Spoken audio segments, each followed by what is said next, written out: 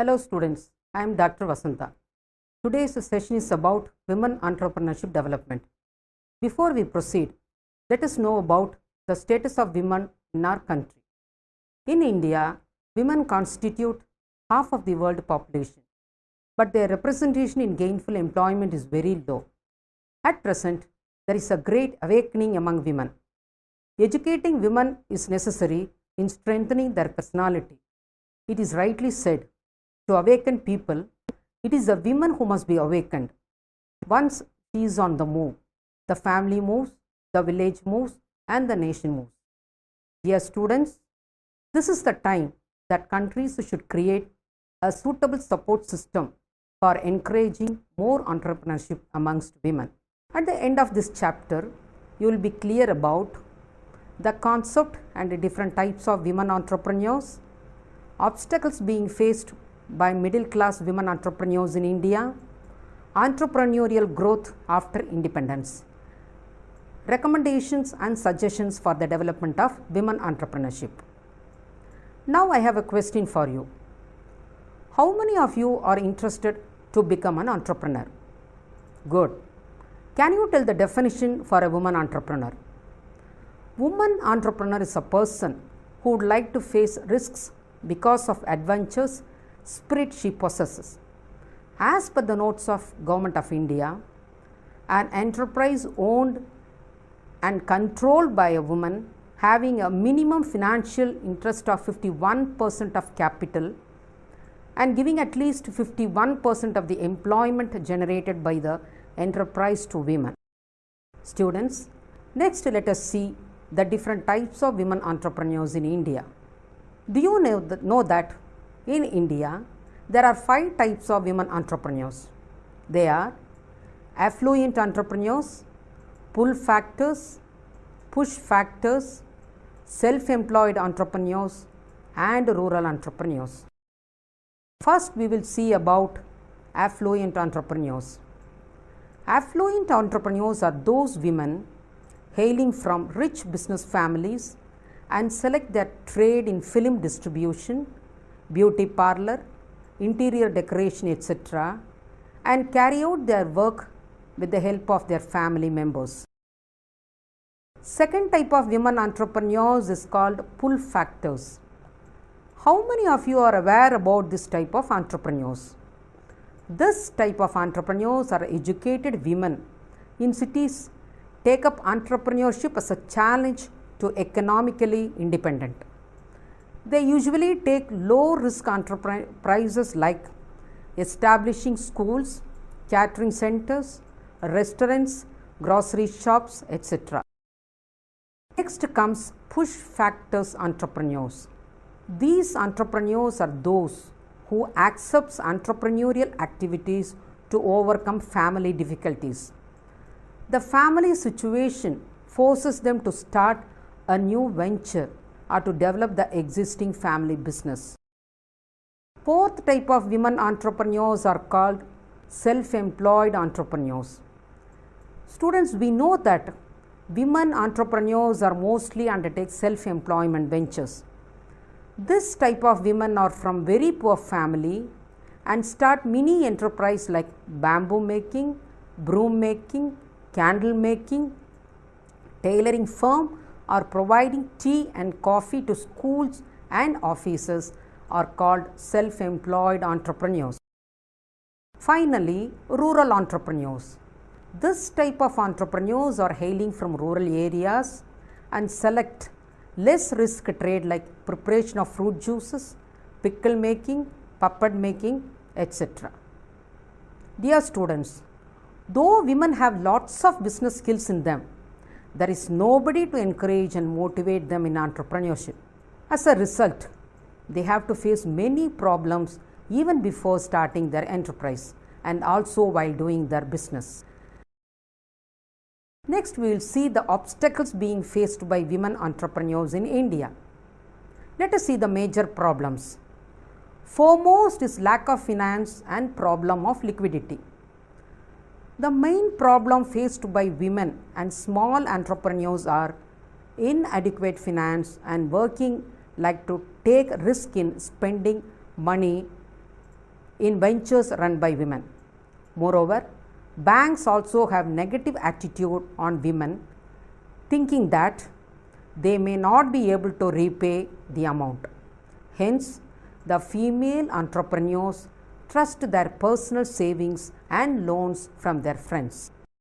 Second is inadequacy of raw materials.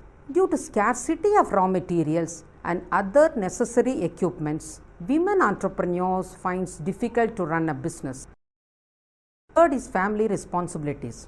As far as women are concerned, managing family is more complicated than running a business. Hence, the women entrepreneurs cannot put their total involvement in the venture. Occupational backgrounds of the family members and literacy level of their husbands has a direct impact on the success of women entrepreneurs.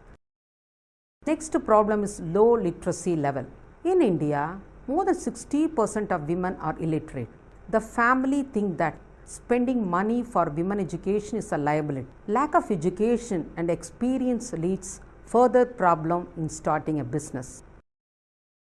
Fifth problem is low confidence to face risks. Usually, women lead a protected life by their family members. Since she is not economically independent, she may not have confidence to face the risks. This leads to failure in her venture. Next is lack of training. Without proper skill training in income generating activities or other business related activities, it is very difficult for women to start a business. Finally, lack of information regarding credit facilities. Women entrepreneurs are not aware of the information about the availability of credit facilities, subsidies and concessions available for women to start a business. Students, if the women entrepreneurs overcome all these problems, it is sure that they all will shine as successful entrepreneurs. We have some suggestive measures for the women entrepreneurs in order to face challenges in their respective trade. Better educational facilities should be provided to improve their overall personality standards. Creating awareness about various income generating activities suitable for women. Skill training to be imparted for women to understand the production and marketing management. Women entrepreneurship development training should be organized in order to provide opportunities for women to develop their personality. Organize training programs to develop competencies in production, marketing, leadership, business plan preparation, etc., encouraging more aspiring women entrepreneurship. Students, above all, women empowerment training is the most significant component of the program for entrepreneurship development among women. Do you know why? It shows her individual potential, makes to understand her skills, enables her to realize the obstacles and overcome them to reach her goal. Students, if you all want to become an entrepreneur, don't think that you can't compete with male entrepreneurs. This is wrong concept. If you have self-confidence and willpower, definitely you can excel male entrepreneurs. Now we will see the growth of women entrepreneurship in India after independence. Women has been receiving the attention of the government for their development. Since the first 5-year plan, the Planning Commission identified certain areas and pays special attention to women's development as education, social welfare, health. The first 5-year plan, that is from 1951 to 1956, emphasized that in order to fulfill women's dual role in the family and in the community, adequate service to be provided for their welfare, organized social service departments also needed to initiate comprehensive program of women and children.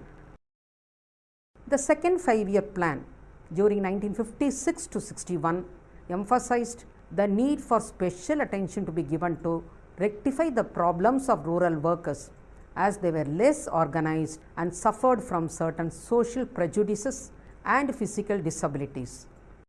The plan emphasized that women should be safeguarded against hazardous and injurious nature of work, and they should receive maternity benefit, and also the need for launching measures to improve maternal and child health services, supplementary feeding for children and expectant mothers. The main thrust of the third 5-year plan, that is 1961 to 65, was on the expansion of girls' education. Emphasis was given for expanding rural welfare services and condensed courses of education for adult women. The health programs for women were focused towards provision of service for maternal and child welfare, health education, nutrition, and family planning. The approach in the fourth 5-year plan, that is 1969 to 1974, continued to lay emphasis on women's education. The various efforts of government were concentrated towards provision of institutional services for destitute women. High priority was assigned to immunization of preschool children and supplementation of diet for children, expectant and nursing mothers. The fifth 5-year plan, 1974 to 79, gave priority to training women from low-income families, needy working women. A program for functional literacy to endow women with the necessary knowledge and skills to perform the functions of the housewife, including child care, nutrition and health care, was launched for the age group of 15 to 45 years. In addition to production cum training units, managerial and sales training were planned to be introduced to promote the marketability of foods produced in different units by women. The shift in the approach from welfare to development took place in the sixth 5-year plan, that is 1980 to 85.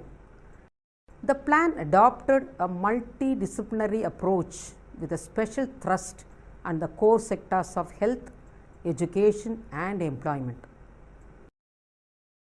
The seventh 5-year plan, 1985 to 1990, the developmental program continued with the major objective of raising the economic and social status and bring them into mainstream of development. A very important and crucial step in this direction was to identify and promote the beneficiary-oriented schemes in various development sectors that extended direct benefits to women.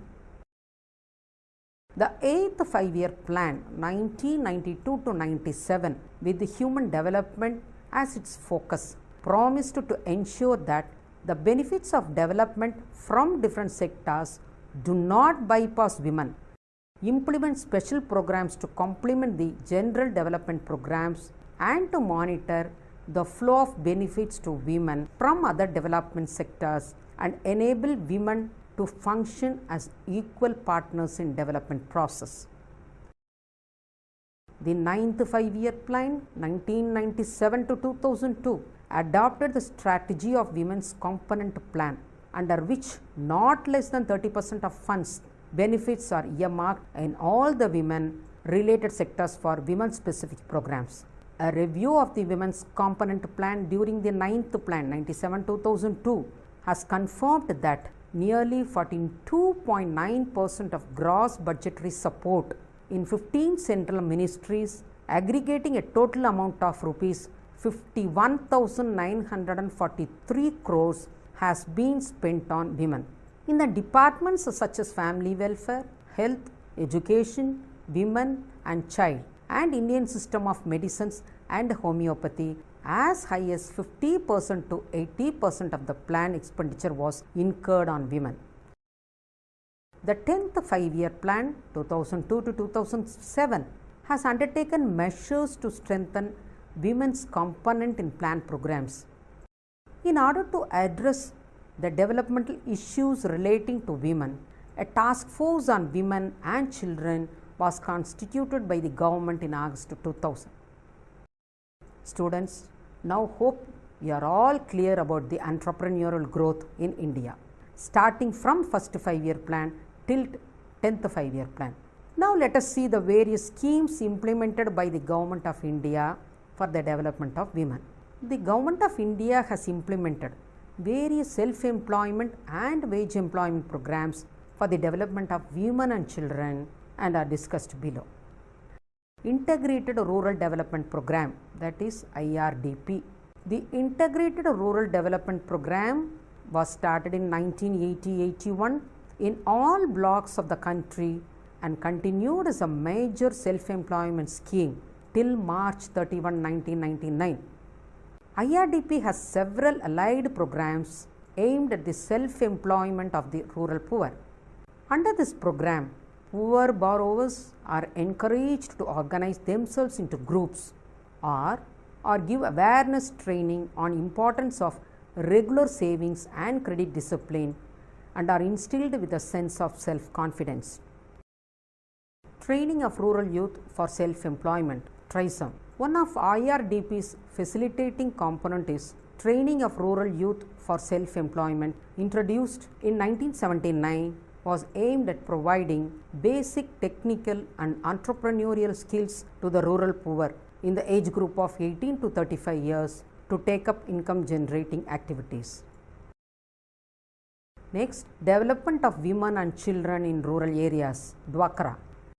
DWACRA was directed to improving the living conditions of women and thereby children by offering opportunities for self-employment and access to basic social services. It sought to encourage collective work in the form of group activities that were known to better work and were more sustainable than the individual effort. Swarna Jayanti Gram Rozgar Yojana, SGSY. SGSY was launched in April 1999 and is only self-employment program currently being implemented. It aims at promoting micro-enterprise and to bring the assisted poor families above the poverty line by organizing them into self-help groups through the process of social mobilization, training and capacity building and provision of income generating assets through a mix of bank credit and government subsidy. Jawahar Rozgar Yojana, JRY. This program was announced on 28 April 1989. The JRY is specially targeted to help people below the poverty line. Preference is to be given to SC/ST population and freed bonded laborers. At least 30% of the employment is to be provided to women under JRY. Works undertaken under JRY included social poverty, soil and water conservation work, minor irrigation work, construction of village tanks, construction of community sanitary latrines, construction of houses for SC/ST population, construction of community centers and construction of school buildings, etc. Next, National Rural Employment Program, NREP. The National Rural Employment Program was restricted and was introduced in October 1980. The NREP aimed to create community assets for strengthening rural infrastructure, which include drinking water wells, community irrigation wells, village tanks, minor irrigation works, rural road schools and Balwadi buildings. Next comes Employment Assurance Scheme, EAS. This is launched on 2nd October 1993. The Employment Assurance Scheme was initially in operation in 1772 backward blocks. The blocks were identified in drought-prone areas, deserts, tribal areas and hill region areas where the revamped public distribution system was in operation. Next, Sampurna Gramin Rozgar Yojana, SRGY. The Sampurna Gramin Rozgar Yojana was launched in September 2001. The schemes of Jawahar Gram Samriddhi Yojana and Employment Assurance Scheme have been fully integrated with SRGY. The objective of the scheme is to provide additional wage employment along with food security, creation of durable community, social and economic assets and infrastructure development in the rural areas. The scheme envisages generation of 100 crore man days of employment in a year. Next, Pradhan Mantri Gramodaya Yojana PMGY. PMGY was launched in 2000-2001 in all the states and the union territories in order to achieve the objective of sustainable human development at the village level. The PMGY envisages allocation of additional assistance to the state and union territories for selected basic minimum services in order to focus on certain priority areas of the government. PMGY initially had 5 components, that is primary health, primary education, rural shelter, rural drinking water and nutrition. Rural electrification has been added as an additional component in 2001-2002. Pradhan Mantri Gram Sadak Yojana PMGSY. The focus of the program is on providing road connectivity to unconnected habitation of stipulated population size. Connectivity is being provided to all panchayat headquarters and places of tourist interest under the PMGSY irrespective of the population size. Next comes Antyodaya Anna Yojana. The scheme was launched by the Prime Minister on 25th December 2001. Under the scheme, 1 crore poorest families out of the BPL families covered under the targeted public distribution system are identified. 25 kgs of food grains were made available to each eligible family at a highly subsidized rate of Rs 2 per kg for wheat and Rs 3 per kg for rice. Next, Annapurna.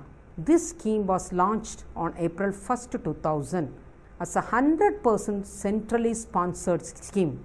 It aims at providing food security to meet the requirement of eligible for pension under the National Old Age Pension Scheme are not getting the same. Students, apart from all these government programs, there are some training institutions involved in the development of women entrepreneurship at district, state and national level. First, we will see the district level training institutions. Number 1, District Industry Center, that is DIC. Number 2, District Rural Development Agency, that is DRDA. Followed by state level institutions are Industrial and Technical Consultancy Organization of Tamil Nadu, ITCOT. Second, State Small Industries Corporation, SSIC. Third is Micro Small Medium Enterprise, MSME. Number 4, Small Industries Development Corporation, SIDCO. And finally, Small Industries Promotion Corporation of Tamil Nadu, SIPCOT. Under national level training institutions, Entrepreneurial Guidance Bureau, EGB, National Alliance of Young Entrepreneurs, NAYE, National Research Development Corporation of India, NRDCI, Center for Entrepreneurial Development, CED, Association of Women Entrepreneurs of Small Scale Industries, AWESSI, Entrepreneurship Development Institute of India, EDII, Technical Consultancy Organizations, TCO, National Institute for Entrepreneurship and Small Business Development, NIESBUD, Small Industries Development Organization, SIDCO, Indian Investment Center, IIC, National Productivity Council, NPC, and Khadi and Village Industries Commission, KVIC. Students, there are some recommendations and suggestions for the development of women entrepreneurs. More number of aspiring women entrepreneurship should be encouraged to participate in government, trade fairs, exhibitions and conferences. The establishment of Entrepreneurship Development Cell should be increased in order to help women entrepreneurs for removing the constraints, simplifying the flow of information and creating access and credit, skill development and support services. Free training facilities should be given to all women entrepreneurs. A subsidy should be given in the products manufactured by women entrepreneurs. Women entrepreneurs should be encouraged to set up cooperatives and to mobilize resources for input and sale of products at nominal prices. Programs could be organized for the women students in higher education to provide necessary information about the schemes and opportunities available to them and thereby equip them to become future entrepreneurs. To conclude our session, women entrepreneurs in India still has a long way to go.